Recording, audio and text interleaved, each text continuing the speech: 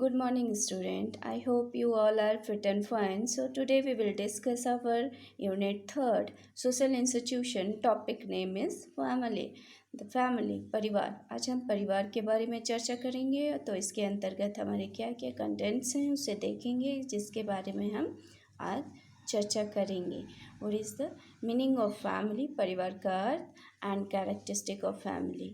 Today we will discuss both of them and rest of the part we will discuss in next video. So types of family is also included in this topic. यहाँ हम देखते हैं कि family शब्द जो है Roman language से लिया गया है जो हिंदी के परिवार शब्द का इंग्लिश रूपांतरण है. And family is derive from Latin word फैमुलस.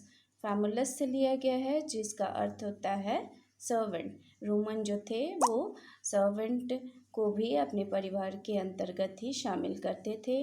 तो यहाँ हम देखेंगे what is the definition of family, a group of people related by blood, marriage, law or custom, especially if they live or work together, that is called the family.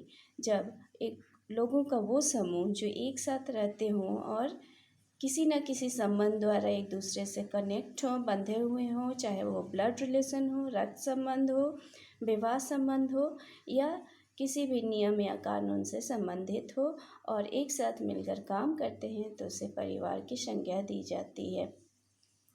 Next definition is a group of people who live together और one that is similar to one that is related by blood, marriage, law और custom और member of one intimate social group that is called the family.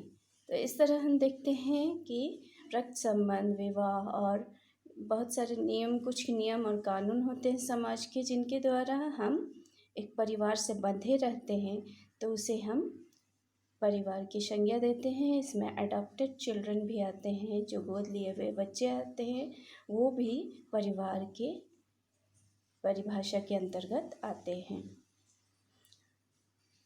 तो यहाँ हम देखेंगे कि the family plays a major role in socialisation process. जो family होता है हमारे सामाजिकरण में बहुत ही इम्पोर्टेंट रोल अदा करता है. परिवार जो है बहुत ही प्रारंभिक इकाई है और इसका अस्तित्व कभी ख़त्म नहीं होता है.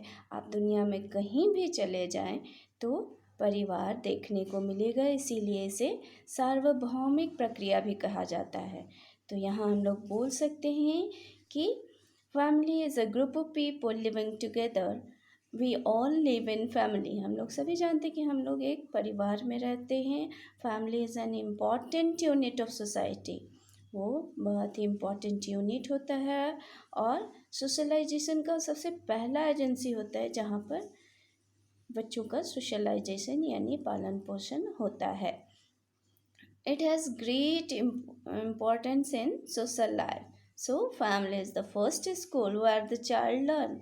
हम सभी जानते हैं कि परिवार हमारा प्रथम पाठशाला होता है जो हम बच्चों की प्रारंभिक शिक्षा होती है. And father and mother live with their children in a family and they are parents.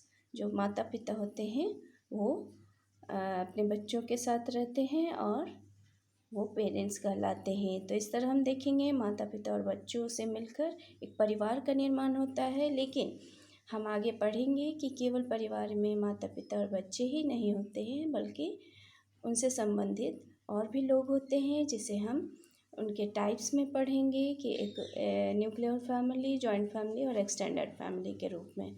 तो यहाँ हम डिस्कस करते हैं इसी के बारे में. अब हम देखते हैं कि इसकी क्या विशेषताएं होती हैं.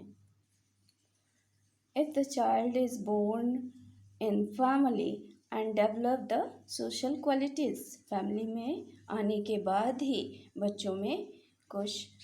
बच्चों का सोशलाइजेशन यानी सामाजिकरण होता है. वो चलना, बोलना, हंसना सारा कुछ क्या होता है परिवार में सीखते हैं और कुछ अच्छी आदतें भी वो परिवार से ही सीखते हैं. बहुत सारे नियम कानून भी परिवार के अंतर्गत रहकर ही वो सीखते हैं. तो यहाँ हम देखते हैं कि all of our after discussion we can see that some characteristic of family. First is universality, सार्वभौमिकता।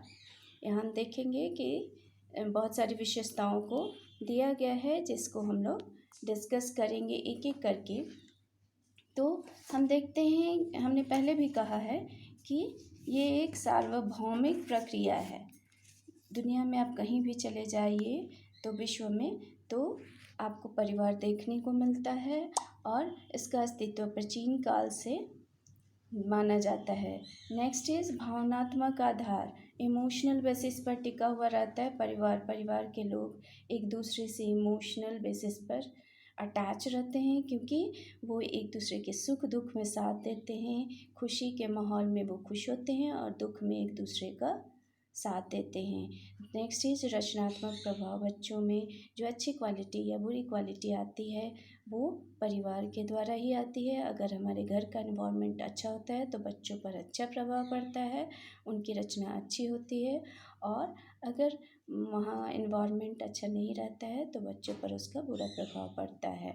नेक्स्ट इज सीमित आकार, लिमिटेड साइज, परिवार के अंतर्गत हम ब्लड रिलेशन या कुछ नातेदारी यानी किनशिप को ही शामिल कर सकते हैं, बाहरी लोगों को हम शामिल नहीं करते हैं।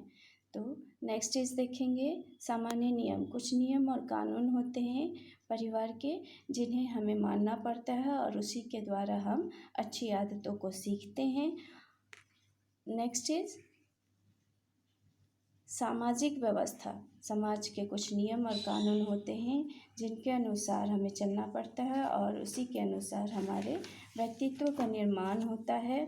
तो वो सामाजिक नियम ही हमारे परिवार में अनुशासन कायम करते हैं। नेक्स्ट इज आर्थिक व्यवस्था, परिवार की एक आर्थिक व्यवस्था होती है, अर्थव्यवस्था होती है जिससे लोगों की आवश्यकताओं की पूर्ति होती है।